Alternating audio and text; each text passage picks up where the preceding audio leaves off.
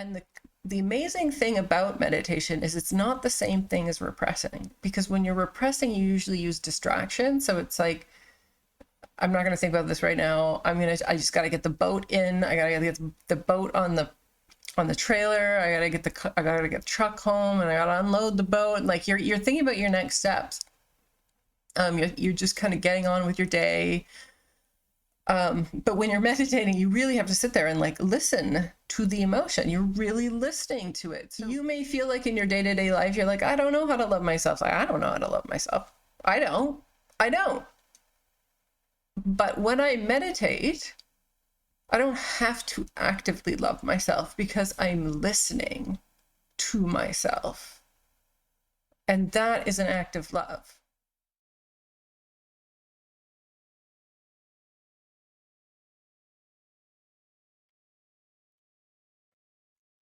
Meditation for extreme emotional privacy, or meditation for extremely private emotions, or meditation privacy for extreme emotionality. Just wanted to make a quick video about emotional privacy and what to do with the extreme emotions. So there aren't a lot of things you can do when you're having extreme emotions in certain circumstances. There's usually like two options. You either express them or you repress them. So say somebody really pisses you off at work, or say your kid is like really getting under your skin, and like you've just hit that like boiling point of rage, for example. And so with your kid or whatever your circumstance, your coworker, you know, you can't yell at them, but maybe they deserve to be yelled at, or maybe you want to hit them. Like maybe, you know, you want to kill this person. You know, it's like that level of rage. But you're like a normal human being, so you're like, that's not appropriate, and I can't do that. Like I can't express that rage. So usually what you do is you repress it. You're like, okay, I have to be an adult here, and I can't express this in any other way than, you know, calm language. And then you like pour that toxic positivity on top of it and use your inside voice. And that's like really a form of repression, because you are literally just wrangling a wild horse and holding it to the best of your abilities. I know that when I do things like that, when I'm like holding back emotions, I always have this kind of like unconscious thought that like I'll deal with this later. Like I will feel this later. But then later never really comes intentionally. It comes unintentionally. Like I'll kind of get on with my life, and then I'll feel a little bit better, and it won't be bothering me as much anymore. And then I'll be like, hey, it passed, yay. And then, you know, suddenly like the memory will come up sometime, and like I'll just hit that rage boiling point again. And my mind will want to go in like loops trying to solve and resolve that trauma, because like trauma is really like unresolved stuff, right? It's like things that you haven't found, like you haven't closed the loop, like you haven't found closure for. And when somebody is like really wronged you, like there's been a really great injustice, it's really hard to find internal resolution to that. You know, there are those people who are like, just let it go, I just let things go, like, you know, I'm just one of those guys who like super chill and things don't get to me. Like they're full of shit.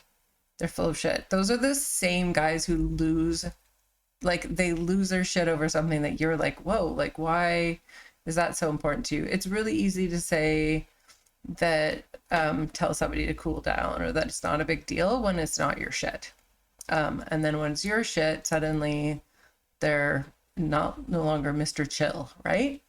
Suddenly they're like really irrational. So if you're one of those people who's like, I never get like that, like, you're full of shit. Yes, you do. It's just like, what's your trigger, you know? We all do. We all have triggers. Everybody has triggers. Nobody could live on this planet trauma free. That's just the literal fact of living on this planet in 2025. We've all been through shit, and none of us have had a perfect upbringing. And we all have triggers, and we all have things we need to work on as evolving souls. Anyways, I find that what happens to that, like those repressed feelings, you know, shame, guilt, rage, whatever, even love, like positive feelings that get repressed, is that they just compound, and then eventually they like just overflow somewhere. Like they're, so I can hold in for a certain amount of time, and then at a certain point they just kind of like pour out. Maybe they manifest as depression or anxiety or something like that, or maybe they're just become like a looping thought or a haunting memory. So I don't think they go away repressing it, like putting a pin in it, calming the fuck down. I don't think that works. And then we all know expressing it doesn't work either. So first of all, if you just like express whatever you're feeling, say you've fallen in love with somebody who doesn't feel the same way, like that's not going to go well for you. Say you're feeling rage at your kid in the supermarket, that's not going to look well for you, and it's not going to go well for your kid either. Say you're feeling anxiety in the workplace, that can also just completely backfire on you, like to a point where you could lose your job, which is like how you take care of your physical needs. For us, it's like rooted in real survival feelings, the job. So expressing doesn't really work either. And then there's like, I like to call them like the toxic positivity, like new agers and like self-helpers that are like, use nonviolent language and just be like, when you say this, it makes me feel like this. That doesn't work either. Newsflash. It doesn't work. Like mirroring people or using softened language or coming at it with I statements, all of that stuff is horseshit. It's horseshit. It doesn't work, because it doesn't matter how you sandwich the shit. If a person doesn't want to receive it or can't receive it, they are going to refuse to receive it. They're going to spit it right back in your face, whether you like it or not, or whether it's true or not. It doesn't matter. People aren't fooled by your shit sandwich. They're not like, look at all this bread. It doesn't taste like turds at all. Like, no. Like, they figure it out.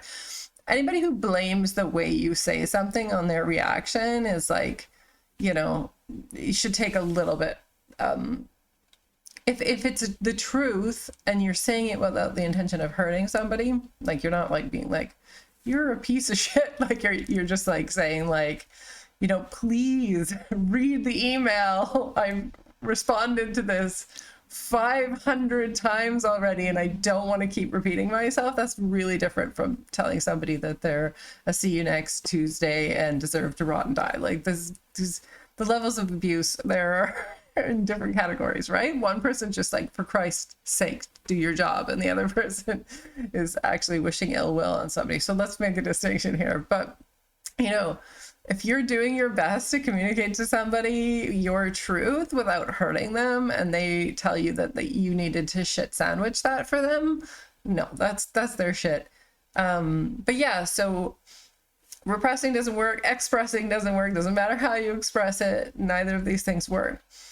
This is where meditation is like your power and only tool. It's really your only tool. And I'm talking about not guided meditation. I'm not talking about walking meditation. I'm not talking about exercise or any of these other kinds of meditation. I'm talking about sitting quietly with your eyes closed and focusing on your breathing as much as you possibly can, which is not very much. But just trying to anchor yourself in the present through the physical sensations in your body. I had a meditation today and my mind was looping and I was thinking about some people at work who were pissing me off. And I had the mind wants to solve it. It's going in these loops that's telling me, how am I going to fix this? How am I going to communicate with this person? How am I going to solve this? And I realized like I have all this fear because I've been such a repressor, especially from an early age. Like as a child, I was almost nonverbal. And then when I did start talking, I was pretty angry because I had done so much masking for so long. And as I've gotten older, I don't mask as long. I can't hold the act for as long. And so I repress for a shorter period of time before it comes out and it bursts out. And so, I have this anxiety and fear inside me always that I'm going to snap and I'm going to like rip this person's head off, as I do occasionally. And so I'm constantly like trying to repress, like I'm always like trying to hold stuff in as much as possible because I've tried the shit sandwich and I've tried the clear communication and it hasn't worked. And I've set my boundary and I've set my boundary and I've set my boundary and they keep stomping all over my boundaries. And now I'm angry, right? So I was thinking about this and I was having anxiety about, how am I going to deal with this without blowing up, if this keeps continuing. And then I was like, oh yeah, I'm here, I'm meditating. I was reminded that when I close my eyes and I meditate and this stuff comes up in my meditation, I have a private space to be emotional. And that I am at liberty to be as emotional as I need to be for as long as I need to be in this private space where nobody can hear me and I'm not affecting anybody. And not only that, but I don't have to, I was going to use the word quell, that's not the right word. I don't have to soften these emotions. I don't need to dim them. They can be as loud and as angry for as long as they need to be in my private space. Meditation is a private environment for you to work this shit out. And the amazing thing about meditation is it's not the same thing as repressing, because when you're repressing, you usually use distraction. So it's like, I'm not going to think about this right now. I just got to get the boat in. I got to get the boat on the trailer. I got to get the truck home and I got to unload the boat. And like, you're thinking about your next steps. You're just kind of getting on with your day. But when you're meditating, you really have to sit there and like listen to the emotion. You're really listening to it. So somebody is hearing the rage. Somebody is hearing the rage. Somebody is hearing the grief. Somebody is hearing the anxiety. Somebody is hearing that hyper emotionality that other people are unwilling to hear for you when you meditate. So it's not repressing. It's actually expressing in the safest possible safe space ever, because it's only you there. Nobody's going to hurt you for feeling that way. And the best part of it being you being the only witness to it is like, you really understand where you're coming from on this. So not only are you really hearing yourself, but you're really, really understanding yourself in a way that like other places where like, they're like, this is a safe space. And like, we can talk about things. I mean, I'm sure if you've ever been in those environments before, as a member of the queer community, there's a lot of that horse shit. It's like, oh, this is a safe space and we can all be us. And it's not. It's like one of the most judgmental spaces that I've ever had to deal with, because, you could still say the wrong thing or be the wrong kind of gay or whatever, queer, and get in as much trouble there. And this like, we're a rainbow and we accept everybody as they are. No, like there's no other human being on this planet that can love you and accept you unconditionally at your worst than you. And you may feel like in your day-to-day life, you're like, I don't know how to love myself. Like, I don't know how to love myself. I don't. But when I meditate, I don't have to actively love myself because I'm listening to myself. And that is an act of love. And something in my psyche realizes that and feels that and connects with that. And that is healing. So if I do that every day at length, especially when I'm having really intense feelings, what ends up happening is it heals them. I feel better afterwards. It passes, and then in comes the magic, right? This is the magic part of meditation. So it's like I have these incredibly intense feelings. I have nowhere to put them. I sit with them. I listen to them, as painful as it is. It's like spend an hour with your eyes closed when you're toxic. It's like spending an hour in a room with somebody yelling, right? It's not fun. It's like not a joy. But at the end of it, somebody got to yell for an hour and they've wound themselves down a little bit because they felt really heard and seen and understood. And so suddenly that kind of energy passes, and then the magic of meditation kicks in. Suddenly you show back up to that environment, and oftentimes, not always, this isn't a promise, but a lot of the time, often enough that I can count it as a pattern, something will have shifted in your external environment to heal that situation. So, you know, like the person suddenly changes their tune, or, you know, I've had even encounters where somebody's like, you know, I was thinking about it, and they just heard it from my point of view. Like there's just something shifted in them where they were able to receive whatever boundary it was that I was setting that they weren't able to receive before, or something like that. So, and again, I can't promise you the magic. I can't promise you that it's going to be consistent. I can't promise you what it's going to look like for you, but I can promise you that there is something in it. And again, I say this all the time, and I'm going to keep repeating it. The key to that manifestational magic, that key to the progress that you're going to make from your meditation is consistency, to doing it every day, even if you don't want to. And, duration. Always meditate a little bit past your threshold. Always meditate to the, you know, a little bit past comfort. These are the two things that are going to make those real shifts in your world and in your mental health. Okay, there's my little rant for today. Enjoy.